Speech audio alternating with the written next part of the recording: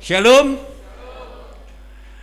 Atas nama pribadi dan atas nama keluarga, secara khusus atas nama Badan Pembina, saya mengucapkan selamat tahun baru bagi kita semua dan selamat menikmati kasih setia Tuhan dalam menjalani hari-hari pada tahun yang baru ini dan tahun-tahun sebelumnya, karena setiap hari adalah hari Tuhan. Amin.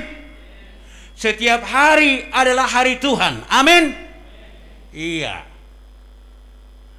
Jadi kalau dikatakan tadi presiden mengatakan begini, si Anu mengatakan begini, ya tukang ramal mengatakan begini, tapi Yesus kita sudah jauh lebih dulu mengatakan itu, bahwa semakin hari semakin lama hari-hari bukan akan semakin baik, tetapi kasih setia Tuhan akan tetap tidak berubah. Dan kasih setia Tuhan itu akan selalu lebih besar, lebih berkuasa, lebih banyak ragamnya dibandingkan dengan pergumulan dan tantangan yang bakal datang. Amin. Aminlah itu. Oke.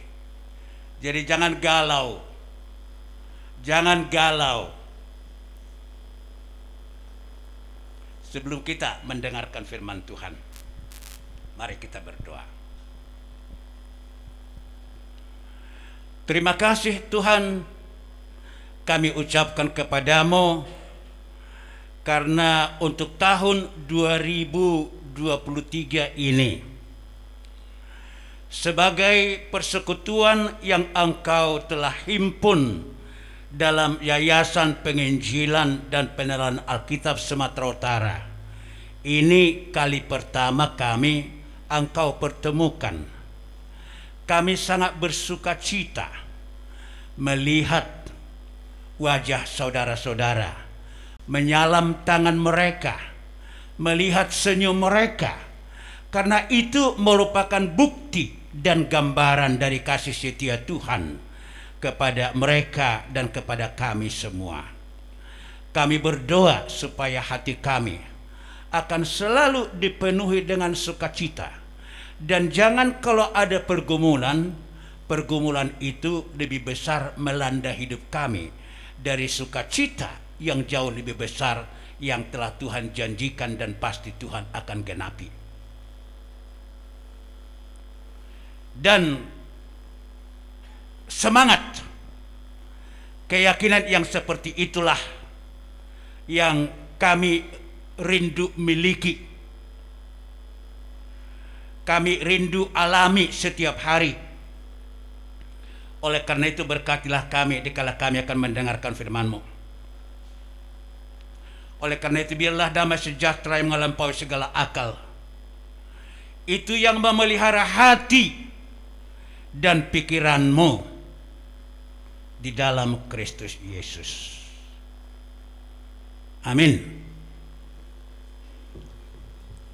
Saudara, mari kita membuka dua firman Tuhan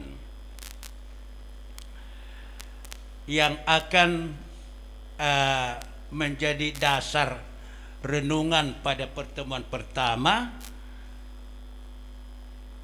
yayasan kita. Pertama itu dari Efesus bab yang kelima ayat 16. Efesus 5 ayat 16. Nanti tangan kita berbalik ke Kolose bab yang ketiga ayat 17 dan ayat yang ke-23. Oke, saya diminta untuk membuka ini. Saya sebenarnya pakai ini bukan karena takut pandemi, tapi karena saya malu. Saya baru ke dokter mencabut gigi semua, tinggal beberapa gigi lagi. Jadi kalau difoto jadi jelek juga nanti. Ya, begitupun sukacita juga itu, ya kan? Sukacita dong. Iya. Besok saya masih akan ke dokter lagi mencabut dua lagi. Iya.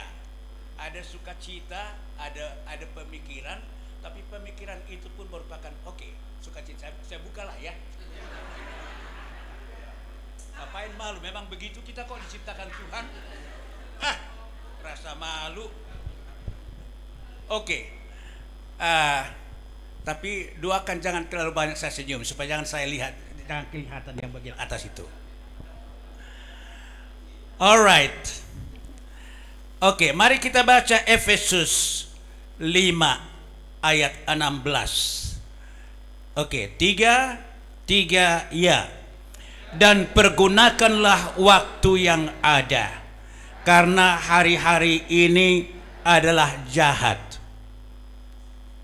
Hari-hari ini enak? Menurut firman Tuhan ini? Hari-hari ini enak? Enggak. Firman Tuhan sudah mengatakan, oke, siap-siap. Siap-siap ya. Dikatakan, dan pergunakanlah waktu yang ada, karena hari-hari ini adalah jahat. Amin. Oke, jangan loyo. Oke, jangan lebih banyak konsentrasi kepada hal-hal yang dialami, yang dianggap merupakan pergumulan yang datang dari dunia ini. Oke, ayat 17 Kolose 3. Ya, dan segala sesuatu yang kamu lakukan dengan perkataan atau perbuatan, lakukanlah semuanya itu dalam nama Tuhan Yesus, sambil mengucap syukur oleh Dia kepada Allah Bapa kita. Ayat 23. Apapun yang kamu perbuat, perbuatlah dengan segenap hatimu, seperti untuk Tuhan dan bukan untuk manusia. Apapun yang kamu perbuat, perbuat dengan segenap hatimu. Nagoda ngasih pikiran, lang semangat tiba nama ngulon. Tidak. Dalam perkataan dan perbuatan, lakukan itu dengan segenap hatimu, seperti untuk Tuhan dan bukan untuk manusia. Sudah selesai khutbahnya. Apalagi yang perlu ditambah melebihi itu? Saudara,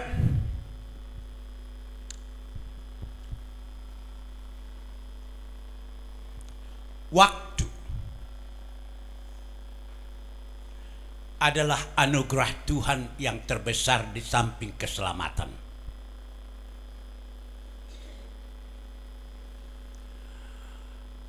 Dalam kurun waktu,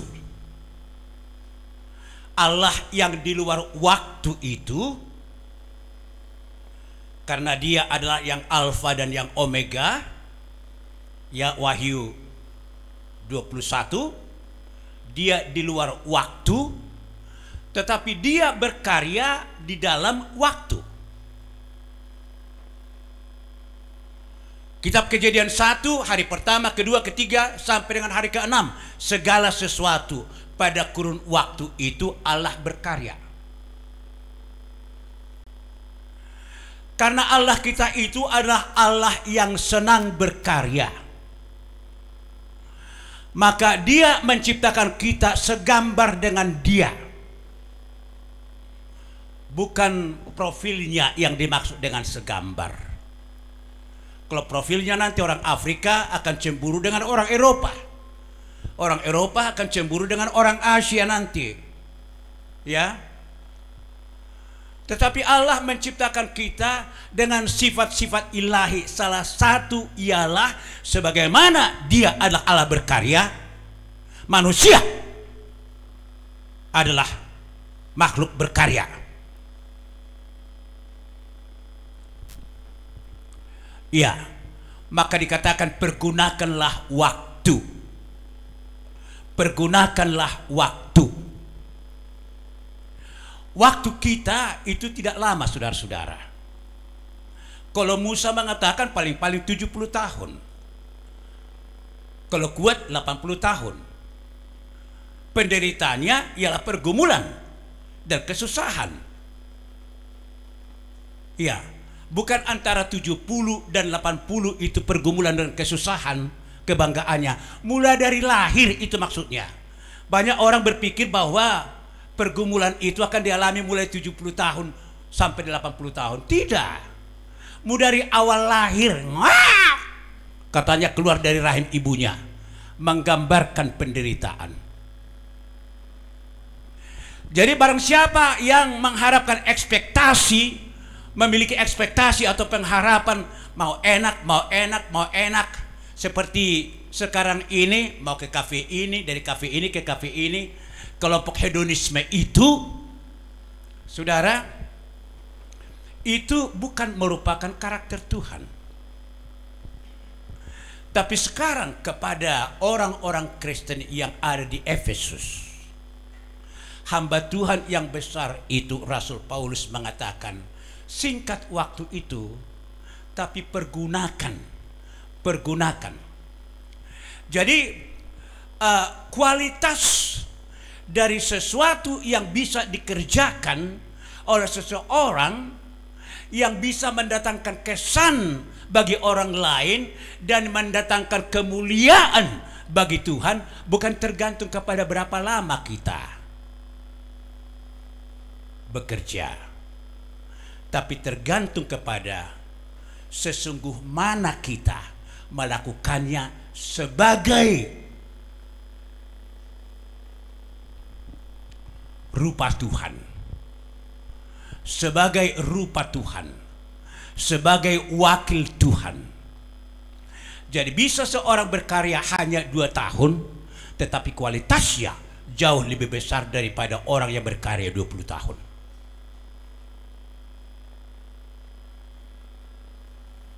Nah, saudara yang dikasih oleh Tuhan Yesus Kristus, oleh karena itu, kalau orang masih selalu mengatakan masih ada hari esok, masih ada hari esok, masih ada hari esok, itu tidak menghargai karya Tuhan.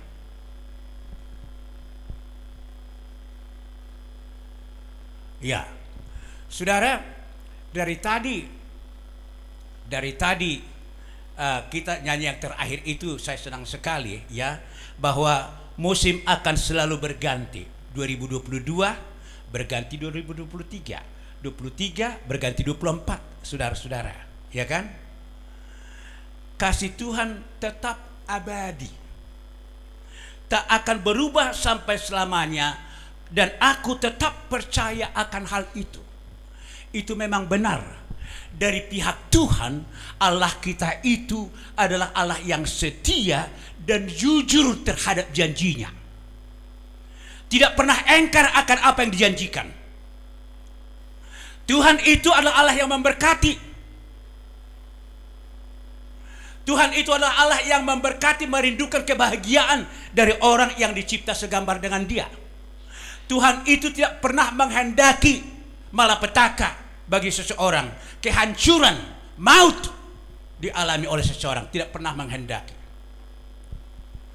Kalau orang harus mengalami maut, itu adalah oleh karena pilihannya sendiri, tidak mau mengikuti tuntunan, petunjuk yang diberikan Tuhan oleh karena kasih-Nya.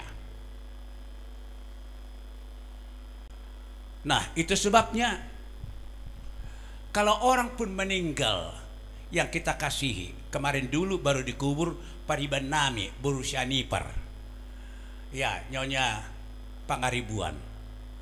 Atas nama Boru saya dibilang Madok Hatta. Saya katakan mulai dari saya kenal kakak ini, kakak yang gampang senyum, manis, ramah, martuhan, alai hudok tibana. Saya tanya dalam kebaktian kita keluarga Syanipar, Akang begitu rajinlah kau yang ke gereja itu. Tu surga doho. 2 kali persekutuan, 2 kali saya tanya dia. Lalu dia bilang, apa ahamanahu jabbari, apalah yang menjadi bahagian saya kalau saya tidak ke sorga. Dan saya katakan kepada keturunannya, berbahagialah kalian mempunyai ibu yang seperti ini. Tapi ada pertanyaan di dalam hati saya yang saya tidak ucapkan.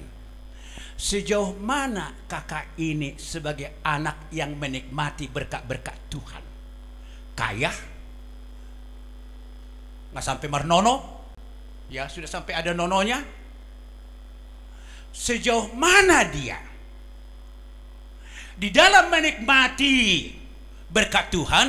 Sejauh mana dia melakukan tuntutan Tuhan terhadap dia? Itu saudara perlu merupakan perenungan bagi kita. Semua kita merindukan supaya di dalam kasih setia Tuhan dia terus memberkati kita, bahkan sampai kepada keturunan ketiga, keturunan keempat. Itu dijanjikan oleh Tuhan. Dahulu aku muda, kata Daud, sekarang aku sudah tua, tapi belum pernah kulihat orang benar ditinggalkan oleh Tuhan atau anaknya, anak cucunya jadi peminta-minta roti. Tuhan tidak izinkan. Dari pihak Tuhan memang dia pasti akan menggenapi janjinya itu bagi orang-orang yang kasih akan Tuhan, yang takut akan Tuhan. Tapi sekarang kita yang menikmati berkat-berkat Tuhan itu, sejauh mana kita melakukan apa yang diminta Tuhan dari kita? Itu yang harus menjadi pertanyaan. Saudara, waktu, saya katakan tadi waktu itu singkat.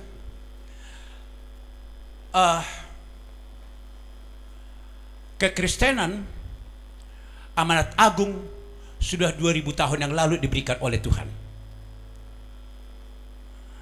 Dan inti amanat agung itu bukan memberitakan Injil, tapi inti utama dari amanat agung ialah menjadikan orang yang mendengarkan Injil itu menjadi murid. Jadikanlah semua bangsa muridku. Kalau hanya mendengar bisa lewat radio, lewat televisi, lewat segala macam. Apalagi dalam zaman teknologi ini sekarang, dalam HP kita ini segala macam ada, ya kan? Tapi yang menjadi pertanyaan, sejauh mana mereka sudah menjadi murid? Hanya menjadi orang percaya, bukan orang percaya, hanya menjadi anggota gereja aja yang beragama Kristen, masih lebih banyak kumpulan agama-agama lain dibanding dari agama Kristen. Kalau digabung agama Islam, Hindu, Buddha, dan Permalim barangkali masih lebih banyak dari orang yang beragama Kristen. Padahal seandainya pun lebih banyak yang beragama Kristen, Tuhan kita tidak pernah meminta kita, menuntut kita supaya beragama Kristen. Itu kita harus coret itu dari otak kita.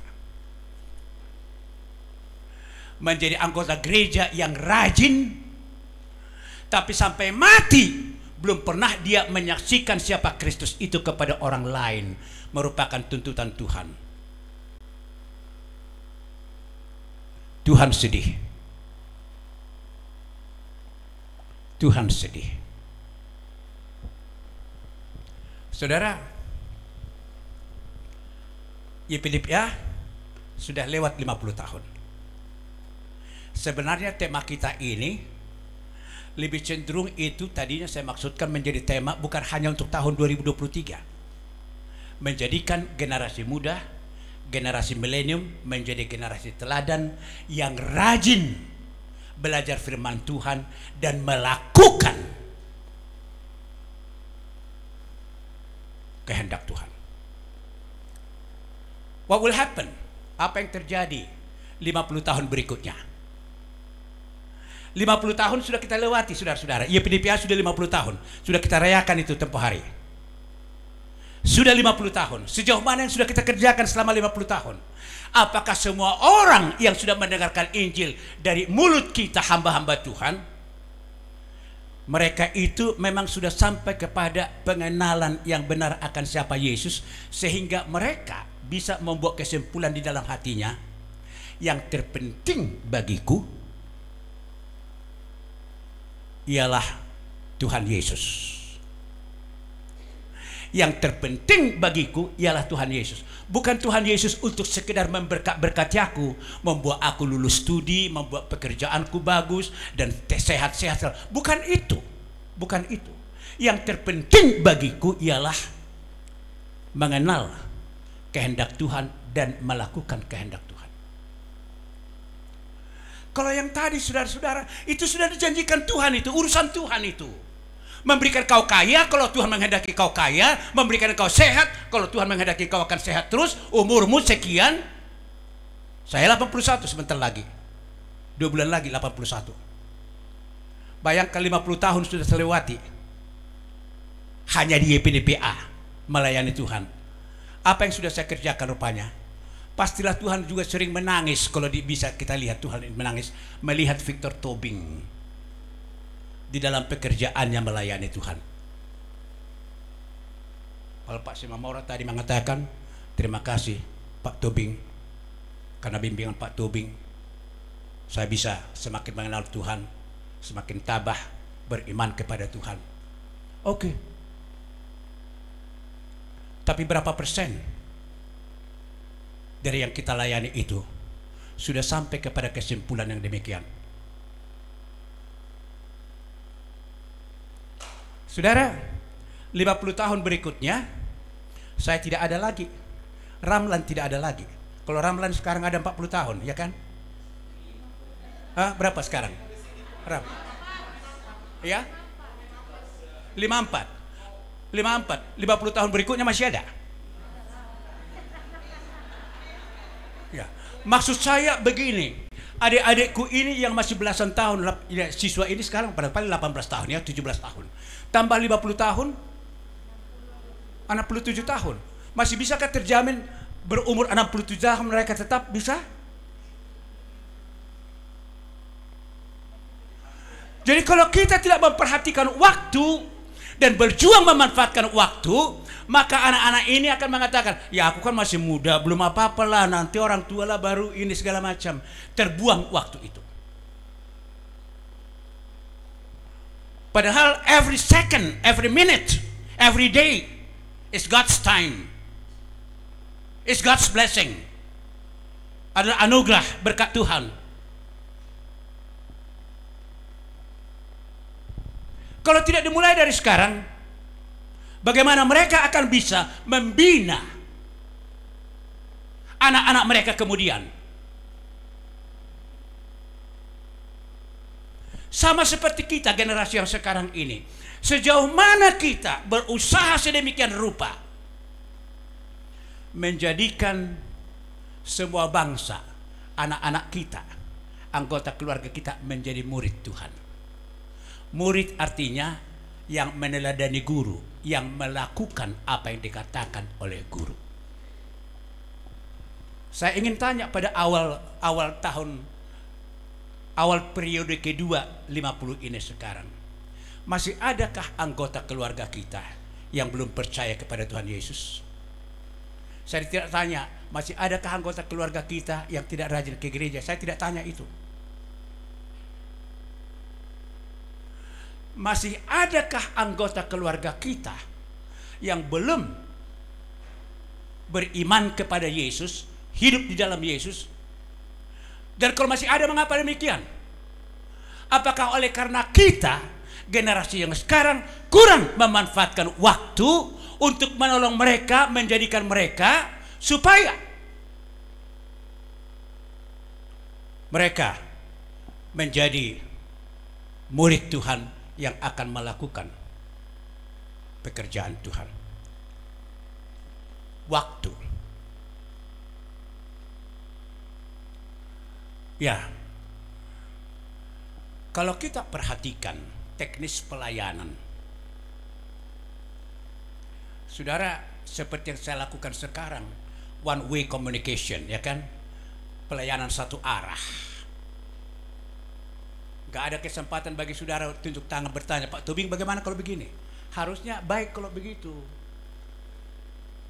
Tapi apa yang saya lakukan sekarang, begitulah kebanyakan kali yang kita lakukan, baik yang dilakukan oleh gereja. Orang datang ke gereja, ikut nyanyi, kalau tidak ngantuk, ya kan? dengar firman Tuhan tapi tidak perhatikan, lewat aja dari telinganya, pulang ke rumah, minggu depan datang begitu, datang begitu, datang begitu, datang begitu. Mololau mati bana Roma padita burjudo ina tahun tu gereja. Para hari Kamis di bana nggak pernah absen dia. Ternyata kalau ditanya dia, benarkah dia sudah dilahirkan baru menjadi anak Tuhan?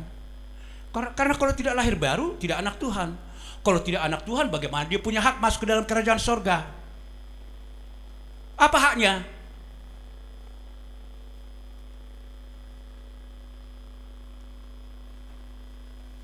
Maka di setiap kali saya ke kampus, saya katakan kepada para mahasiswa, pulang kau pada akhir minggu, bicara kepada orang tuamu. Di sini kau nangis mengatakan, mengapalah orang tuaku tidak pernah membimbing saya harus seperti ini menjadi orang Kristen. Sudah terlalu rusak hidup saya ini. Banyak kali yang saya lakukan karena orang tuaku tidak pernah membimbing aku. Puji Tuhan ada kesempatan mereka di kampus terima Tuhan Yesus. Tapi bagaimana dengan orang tua mereka? Siapa yang akan pergi kepada orang tua mereka? Kepada saudaranya, adiknya, abangnya, lainnya, itonya. Jangan-jangan suatu ketika ada itu yang embargadobus, ada yang bunuh diri, ada yang macam-macam. Kalau hal-hal yang seperti itu terjadi, siapa yang mau disesali? Make the best use of time, itu firman Tuhan. Pergunakan waktu itu sebaik-baiknya.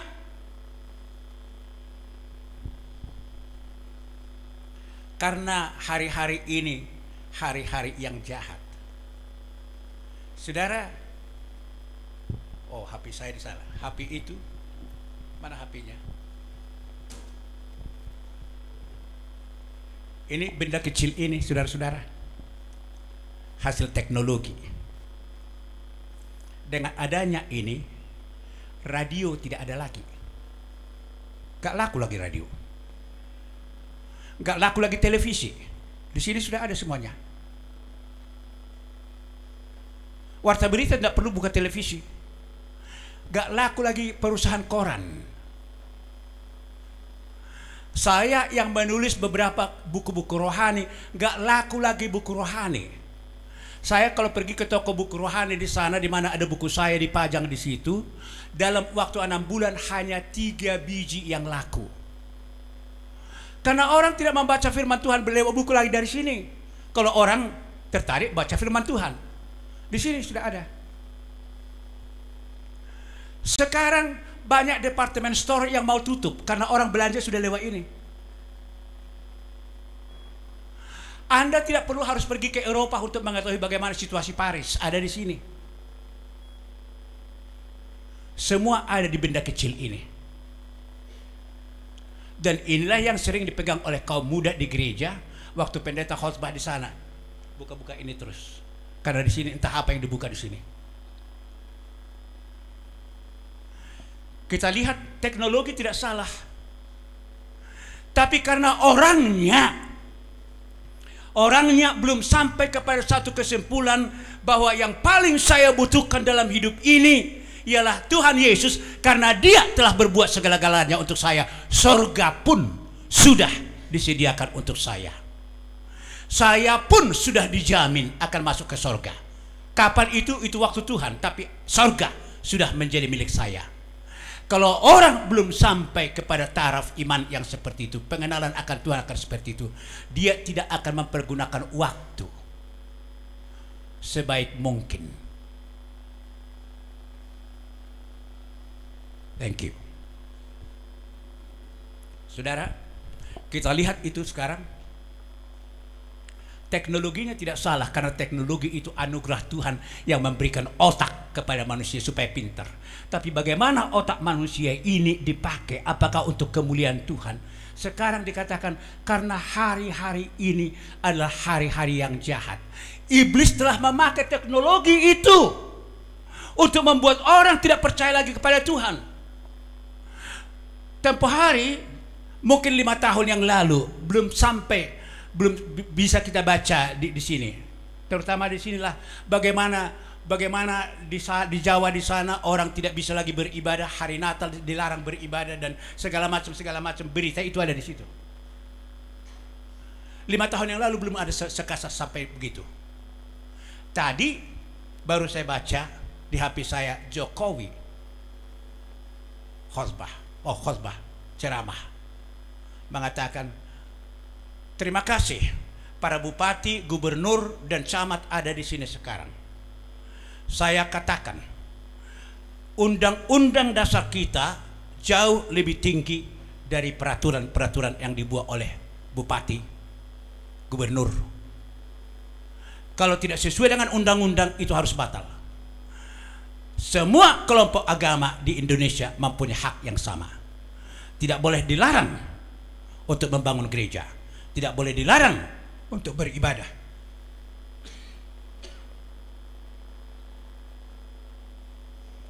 Tapi saudara-saudara, kalau Jokowi sudah tukar, kalau dia bukan presiden lagi, apakah presiden berikutnya segetol Jokowi untuk selalu mengatakan bahwa undang-undang dasar kita itu di atas segala-galanya, perundang-undangan yang ada di Indonesia? Tuhan Yesus sudah mengatakan bahwa semakin hari-hari ini akan semakin sulit. Modal kita untuk menghadapi hari-hari yang semakin sulit karena iblis akan berusaha sedemikian rupa untuk membuat kita ini tidak ikut Tuhan Yesus. Modal kita satu-satunya hanya itu, beriman kepada Yesus. Karena Yesus yang menguasai segala-galanya, kesulitan itu pun akan tunduk kepada Dia. Jangan diharapkan oleh seseorang Tuhan akan menolong dia kalau dia sendiri tidak menunjukkan bahwa dia memiliki iman yang benar akan Tuhan Yesus.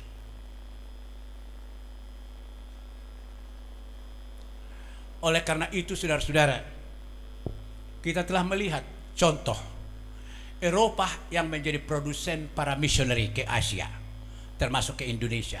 Sekarang Eropa membutuhkan, negara-negara Eropa dan Amerika membutuhkan para misioneri datang dari negara-negara yang tadinya mereka layani seperti Indonesia. Ada teman saya, Marga Situmorang, hari ini dia di Washington DC memberikan firman Tuhan. Sudah 4 bulan dia diundang dari gereja ke gereja, dari gereja ke gereja di Amerika Serikat. Padahal tadinya dari Amerika para misioneri datang untuk melayani kita. Itu merupakan peringatan bagi kita saudara-saudara, kalau strategi pelayanan kita pembinaan warga Kristen yang diberikan Tuhan kepada kita di Sumatera Utara ini masih tetap begini dan begini, kita akan kehilangan masa. Kita akan capek sendiri. Saudara, gereja kalau terus hanya khotbah, pulang, khotbah, pulang. Hari Kamis, mulak. Hari Rabu, mulak. Lansia, pulang. Gitu-gitu aja. Saudara-saudara, lewat ini generasi muda yang sekarang itu tidak akan datang lagi. Gereja kami sekarang, kalau masa saya dan istri saya, tidak ada acara gereja di mana PPG KPI tidak nyanyi, dan itu bintangnya. Sekarang tidak kedengaran PPG KPI nyanyi di gereja lagi. Tidak tahu kalau gereja-gereja kalian, tapi gereja kami yang besar sana yang dikatakan Buhini GKP Sriwijaya. Waktu saya diminta pada tanggal 1 Januari Madokhatta atas nama para bapak, sebenarnya kesekian kali saya tolak ini karena banyak kali hal yang ingin saya katakan yang merupakan hal yang sudah dilupakan oleh GKPI dan tidak dikerjakan sama sekali. Salah satu yang saya katakan ialah mengenai soal pelaksanaan misi. Waktu saya melayani orang Tionghoa, saya jalani Sungai Deli dari sana sampai ke Kampung Baru.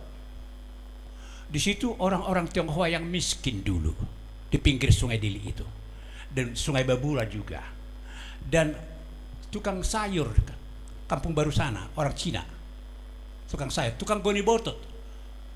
Yang pertama tukang goni botot di Medan ialah orang Cina, bukan orang kita.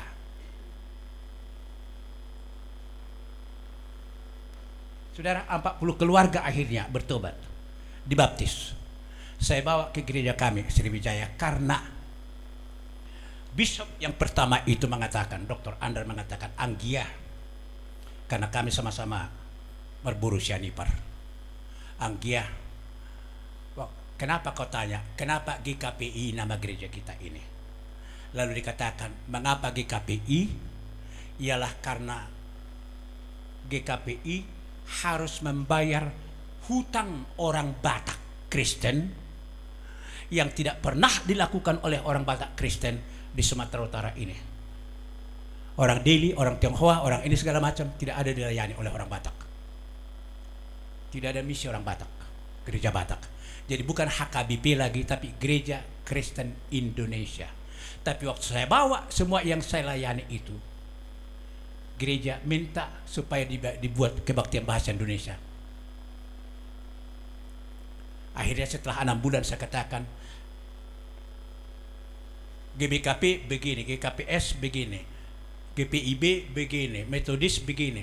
Sekarang pilih kalianlah gereja kemana kalian akan bergereja, karena di sini kalian tidak mengerti bahasa Batak. Kita lihat sekarang sombongnya kebatakan orang Batak ini sehingga menghalangi orang yang sudah datang ke gerejanya untuk bisa bergereja. Pak Nathanael, kawan saya, tamat dari Nomensen Siantar itu, tadinya mau pendeta di GKPI. Kami jalani kampung anggur semua rumah-rumah dari orang Tamil India, orang Keling, orang Tamil lah itu, orang Keling. Dan kami layani dari rumah ke rumah, dan banyak di antara mereka yang kemudian percaya terima Tuhan Yesus. Maka berdiri, saya tidak bawa ke GKPI lagi mereka. Maka berdiri gereja Tamil yang di pinggir sungai di Kampung Anggrung sana. Itu asal muasalnya.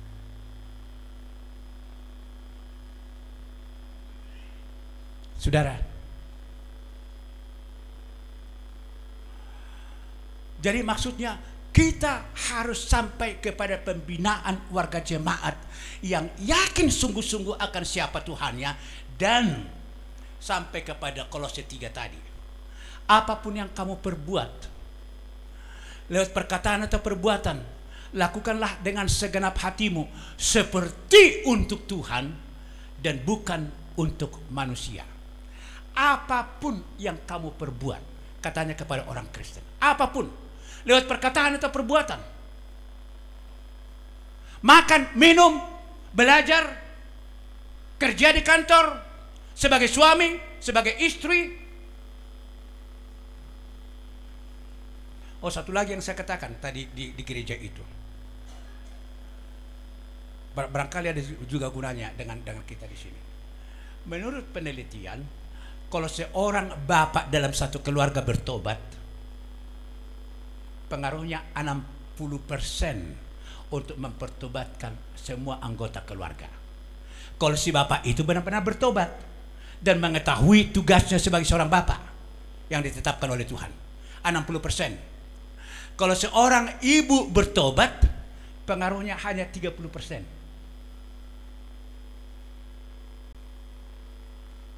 Ya, 30%. Kalau seorang anak bertobat hanya 10%. Jadi sangat sulit seorang anak atau untuk membuat bapaknya bertobat dan terima Tuhan Yesus. Sangat sulit. Walaupun saya suruh para mahasiswa dari USU itu dan IKIP pulang kampung pada akhir minggu cerita tentang cinta kasih Tuhan kepada orang tuamu. Karena kita tidak tahu bagaimana Roh Kudus bekerja. Walaupun 10% bisa saja orang tuanya bisa bertobat. Kalau istri 30%. Jadi saya mengerti kali kalau para ibu-ibu dalam persekutuan kita ini sulit sekali membawa suaminya, mengajak suaminya untuk datang ke dalam persekutuan. Maka kami persekutuan kaum bapak adalah merupakan persekutuan yang paling kerdil di sini. Yang datang 5 orang. Termasuk pengkhotbahnya 5 orang.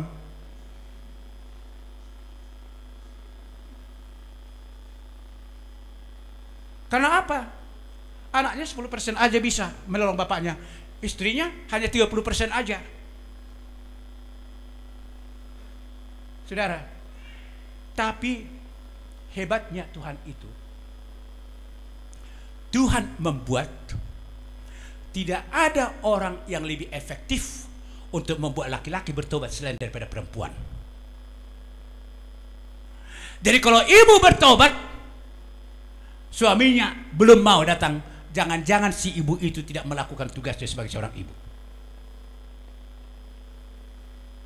Ibu gagal. Walaupun lewat statistik tadi hanya 30%, tapi karena ibu mengandalkan Tuhan bisa mempertobatkan suami. Selalu kita himbau para ibu, tolong bilang sama suamimu ya. Kadang-kadang saya bilang, ay ngay dok koto mata di jebu. Ay soboto. Saya udok donyan. Songo dia homadok. Itu kan harus diperhatikan. Bagaimana caramu bilang sama bapak? Apakah tindakanmu di samping, Pak, datanglah, ikutlah persekutuan, pergilah persekutuan kaum bapak. Apakah hanya itu?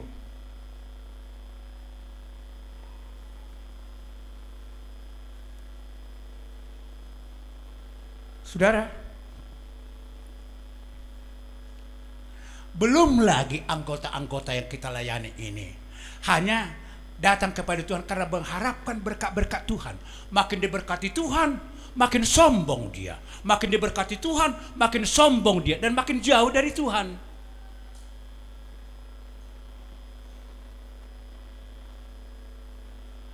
Jadi itu menunjukkan kepada kita, sorry adik-adikku, kita para pelayan, kita harus memikirkan mulai dari sekarang bagaimana strategi pelayanan kita supaya lebih efektif, berbicara sampai kemudian membuat orang itu mengatakan,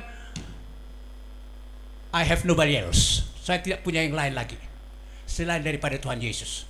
Tuhan Yesus di atas segala-galanya. Tuhan Yesus di atas mamaku. Tuhan Yesus di atas bapakku. Harus sampai kepada taraf yang seperti itu. Kalau Paulus mengatakan kepada Timotius, jangan seorang pun menganggap engkau rendah karena engkau muda. Jadilah teladan bagi orang-orang percaya dalam perkataanmu, dalam perbuatanmu. Jadi bisa kaum muda jadi teladan. Jadi nanti kalau generasi berikutnya IPDP ini masih akan ada, kita harus swing. Strategi pelayanan kita lebih banyak kita memperhatikan generasi muda, generasi milenium ini.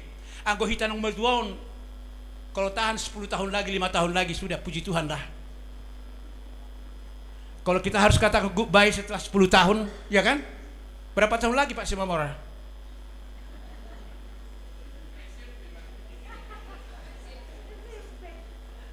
Ya walaupun masih SMP sampai sekarang. Iya. Artinya kita harus lihat itu fakta. Dan makin tua kita, makin lemah baik kemampuan otak kita, daya ingat kita, kemampuan kita untuk menyerap sesuatu, dan tenaga kita juga semakin berkurang. Kalau kita tidak memanfaatkan waktu yang dianugerahkan Tuhan ini sekarang, merupakan waktu yang terbaik, kita akan terlambat. Bisakah adik-adik SMP ini, SMA ini sekarang, nanti dalam 10 tahun, tamat mereka mahasiswa, mereka akan mengatakan, Tuhan, dia yang tetap jadi andalanku.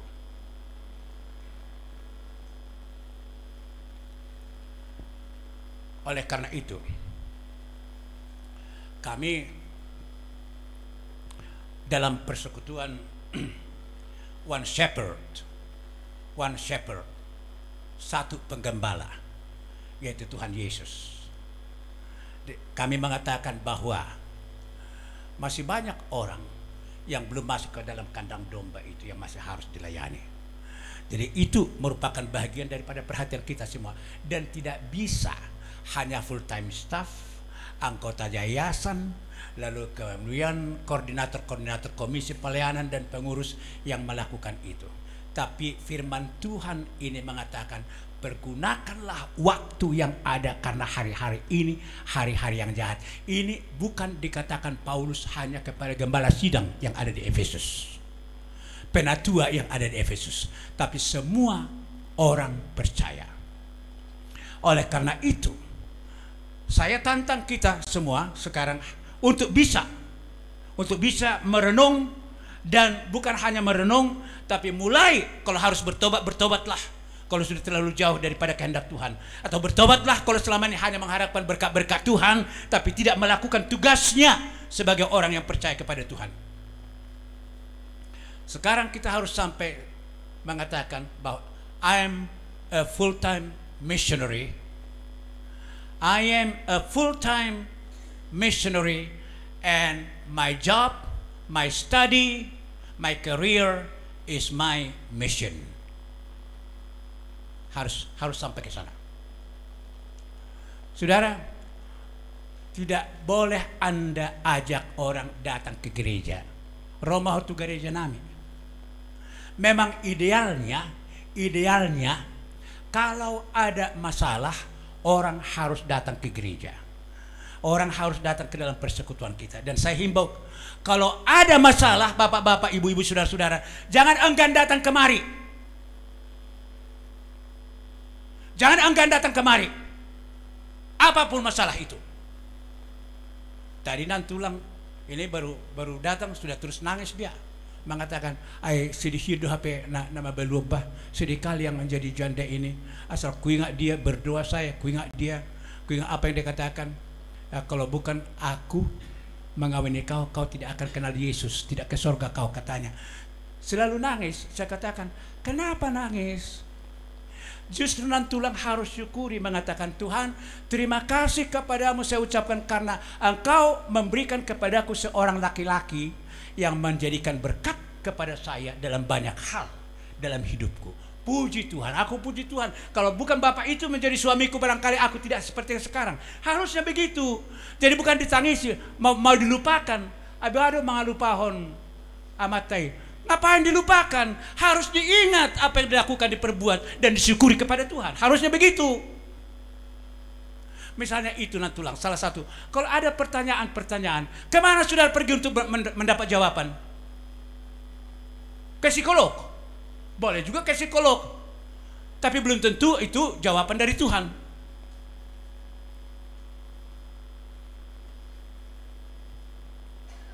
Saudara, kantor kita ini terbuka setiap hari, kecuali hari Minggu pun buka juga, ya kan? Tapi tidak setiap jam lah, tidak setiap jam. Yang terbaik buat appointment, apa appointment? Janji. Aku mau datang Pak Tubing, Pak Ramlan, aku mau datang. Ada yang mau saya tanya, boleh datang? Supaya baik. Harusnya gereja harus merupakan pusat informasi surgawi yang membuat orang bisa mengerti dan selesai dari permasalahannya karena ada jawaban. Jadi kita harus sampai ke situ. Saya ajak supaya Bapak Ibu, saudara-saudara, semasih ada waktu, pergunakan waktu. Menjadikan, menolong, mendorong anak-anak kita sampai mereka sampai kepada kesimpulan mengatakan, I am a full-time missionary. Saya adalah missionary full-time. My job, my career is my mission. Jadi kalaupun di kantor mana dia, di swasta, di bank, di mana segala macam, itu adalah misinya. Bagaimana strateginya mendekati orang, nanti bisa kita bicarakan lagi. Bagaimana membina persahabatan, ya, lewat persahabatan itu kita membelokkan orang pembicaraan kepada hal-hal yang bersifat rohani, sampai kita kemudian menunjukkan bahwa Yesuslah jawaban. Sehingga setiap orang yang kita layani ini harus aktif menjadi orang yang taat kepada Tuhan, kepada perintah Tuhan. Ini perintah Tuhan lewat hambanya Paulus mengatakan, pergunakanlah waktu yang ada, karena hari-hari ini adalah hari-hari yang jahat. Tuhan memberkati. Saya harap semua kita bisa mengerti arti firman Tuhan yang kita dengarkan pada saat ini. Dan semua kita semakin belajar, karena jawaban hanya ada satu, dari Dia. Tidak usah terlalu gumulkan berkat-berkat untukmu. Itu sudah dijanjikan Tuhan, itu akan diberikan Tuhan itu. Sudah dijanjikan Tuhan itu. Sekarang yang paling banyak harus kita pikirkan ialah bagaimana aku akan mulai menunjukkan ketaatanku, menggenapi janjiku kepada Tuhan sebagai murid Tuhan. Amin. Mari kita berdoa. Terima kasih Tuhan, kalau hamba-Mu sudah Engkau izinkan berbicara atas nama Tuhan dalam persekutuan awal tahun ini yang bertemakan membina generasi muda atau generasi milenial menjadi teladan yang percaya dan rajin memberitakan Injil Kristus. Di dunia ini yang paling dibutuhkan orang ialah Kristus. Tapi orang Kristen Tuhan banyak berhutang kepada orang-orang itu, karena sampai sekarang masih lebih banyak di antara mereka yang belum mengenal Kristus. Oleh karena itu tolonglah kami, secara khusus YPDPA yang Engkau tempatkan di Sumatera Utara ini Tuhan. Tolonglah ke depan ini bagaimana kami harus menata ulang strategi pelayanan kami, agar itu lebih sampai kepada menjangkau orang dan menciptakan orang itu menjadi orang yang tidak bergeming dari imannya kepada Tuhan Yesus, karena sungguh dia percaya bahwa Kristus adalah juru selamatnya. Kristus adalah jawaban dari semua pertanyaan. Oleh karena itu berkatilah kami Tuhan. 50 tahun ke depan ini merupakan 50 tahun yang kedua. Kebanyakan kami yang hadir pada saat ini mungkin tidak akan sampai kepada penghujung tahun 50 yang kedua itu. Tetapi kapanpun, berapa lama lagi pun Tuhan akan mengizinkan kami masih ada di sini. Biarlah kami Tuhan melakukan pekerjaan-Mu karena taat kepadamu, mempergunakan waktu ini walaupun hari-hari ini adalah hari-hari yang jahat. Karena Engkau yang sudah berjanji, aku beserta dengan kamu sampai kepada akhir kesudahan zaman. Itu jauh lebih berkuasa daripada kejahatan yang datang pada hari-hari ini. Terpujilah Engkau di dalam Yesus Kristus Tuhan kami. Amin.